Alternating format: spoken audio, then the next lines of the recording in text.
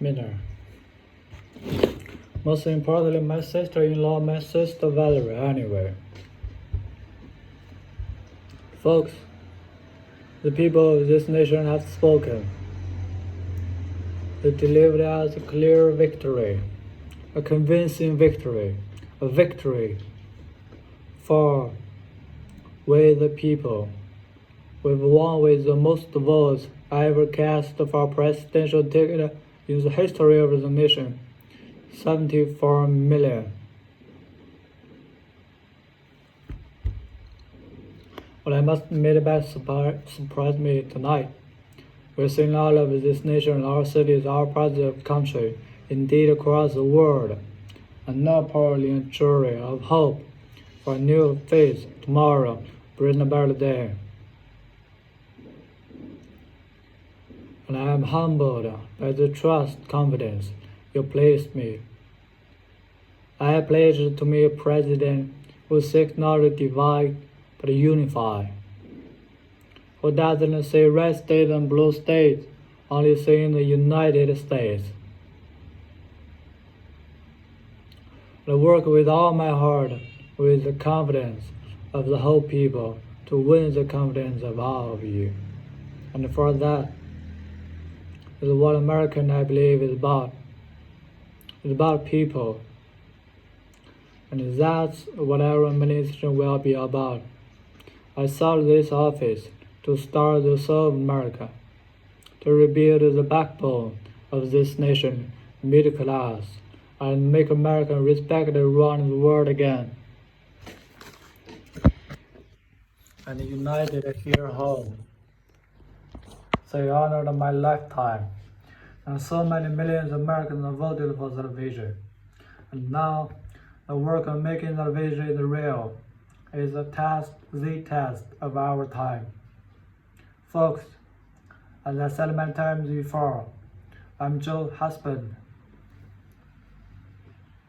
and I will not be here without her love and eternal support of Jill, and my son Hannah, and the action of my daughter, all of our grandchildren and their spouses, and all of our family.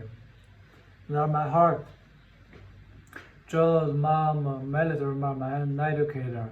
She's dedicated her lifetime to education, but it isn't just is who she is.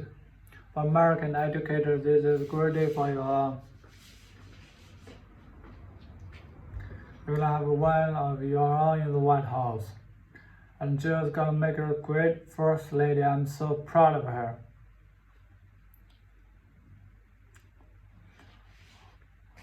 Well, we have the honor of serving with the fantastic Vice President you just heard from, Kamala Harris. I'll make history and the first woman or black and the first woman from South Asian descent, first daughter of immigrant ever elected in this country. Don't tell me it's not possible in the United States. It's long overdue, and we'll remind tonight of those who fought so hard for so many years to make this happen. Well, but once again, Americans bet the arc of moral universe more towards justice. Kamala, dog, like it or not, your family will become an honorary, and by there is no way out. To all those of you volunteered, who worked at the polls in the middle of the pandemic, local elected officials, you deserve a special thanks from the entire nation. And my campaign team and all of the volunteers and all who gave so much of themselves to make this moment possible, I owe you. I owe you everything. All those who supported us. I'm proud of the campaign we built in.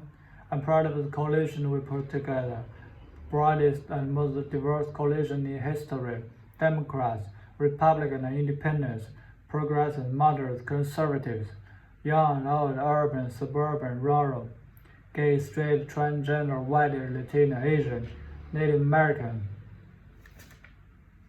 and made especially those moments, and especially for those moments when the cabin was only lost end. The African American community stood up again for a minute. You always have my back and I'll have yours. I sat on the outside. I want to represent this country to represent look like America. We've done that.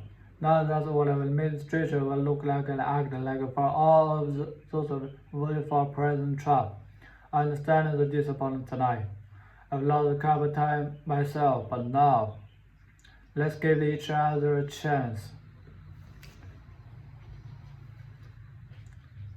It's time to put away the harsh rhetoric, lower the temperature, see each other again, listen to each other again, and make progress.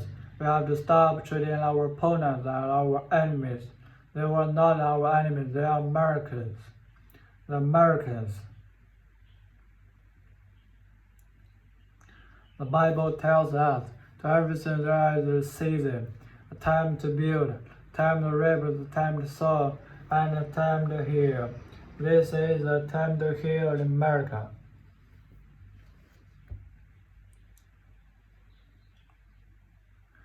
Now that the campaign is over, what is the will of the people? What our mandate? I believe this is.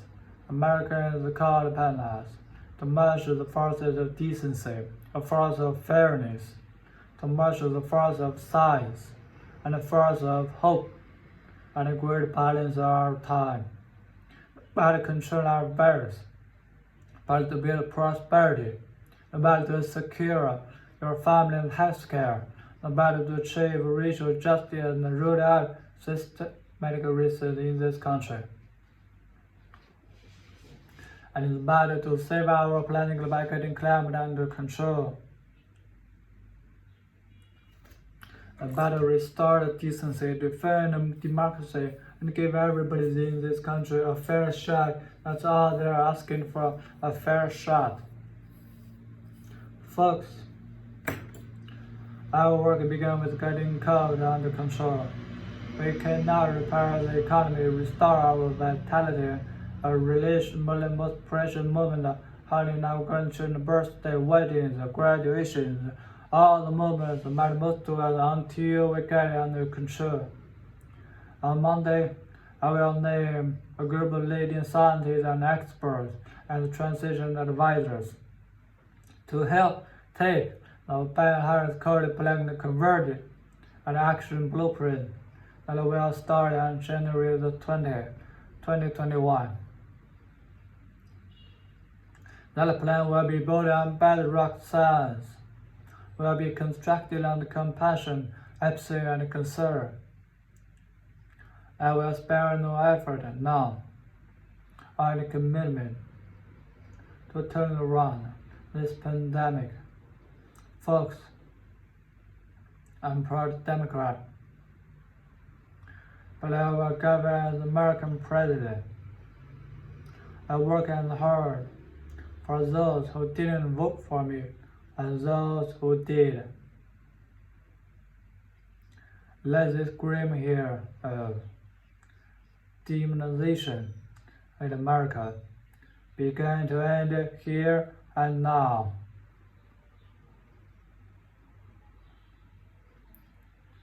Refusal of Democrats and Republicans to cooperate with one another is not some mysterious force beyond control. It's a decision, a choice we make. And if we can decide not to cooperate, then we can decide to cooperate. And I believe now that's a part of the mandate given out to us from the American people. They want us to cooperate in their interest. And that's the choice I'll make. And I'll call on Congress, Democrats and Republicans alike, to make their choice with me. The American story is about slow yet steadily widening the opportunities in America. And make no mistake, too many dreams have been deferred for too long. We must make the promises of the country real for everybody, no matter their race, their ethnicity, nor faith, their identity, or their disability. Folks, America has always been shaped by inflection points, by moments in time. We've made a hard decision about who we are and what we want to be. Lincoln, in 1960, coming to save the Union. After in 1962, promising to lead the country a New Deal. JFK, in 1960, pledged a new frontier. And 12 years ago, when Barack Obama made history, told us, yes, we can.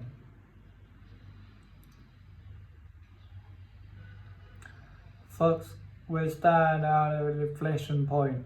We have an opportunity to defeat the despair, to build a nation, prosperity, and purpose.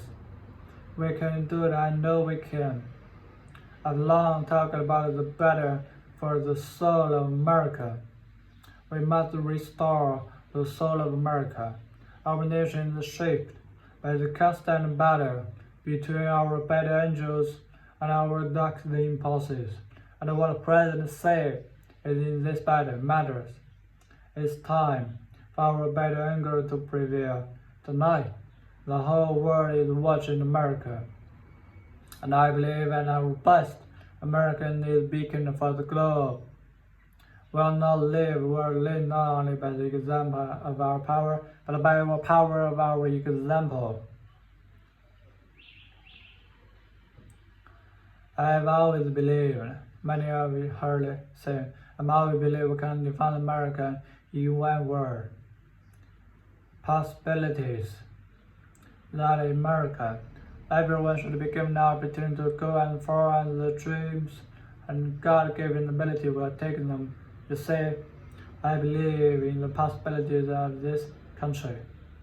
While I was looking ahead to American fair and more just, had Americans that create jobs with dignity and respect, had Americans that cure diseases like cancer and all, had Americans that never leave anyone behind, and Americans that never gives up, never gives in. This is a great nation. It's always been a bad to bet against America. We're good people. This is the United States of America. There'll never be anything. Never be anything we've been able to not be when we're done together. Folks, in the last days of the campaign, I began thinking about him. That means a lot to me and my family, particularly my deceased son Bob. It captures the faith and sustains me, which I believe sustains America. And I hope it can provide some comfort and solace to 230 million thousand Americans who lost their loved one to the terrible virus this year. My heart goes out to each one of you. Hopefully this help give solace as well, and it goes like this. And He will raise you up on eagle's wings, bear you on the breast of dawn, and making the sun like the sun, and hold you in the palm of His hand. And now together, on eagle's wing we embark on the work that God and history and called us to do, with full hearts and steady hands, with faith in America and each other. We love our country and thirst for justice. Let us be the nation that we know we can be, a nation united, a nation strengthened, a nation healed, and the United States of America, ladies and gentlemen, there is never be anything we've tried or be not able to do. So remember, my grandpa said when I walked up in his home when I was a kid up and he said, Joy, keep the faith. Now grandmother when she's alive, she no joy, spread it. Spread the faith. God love you all. May God bless America and may God protect our church. Thank you.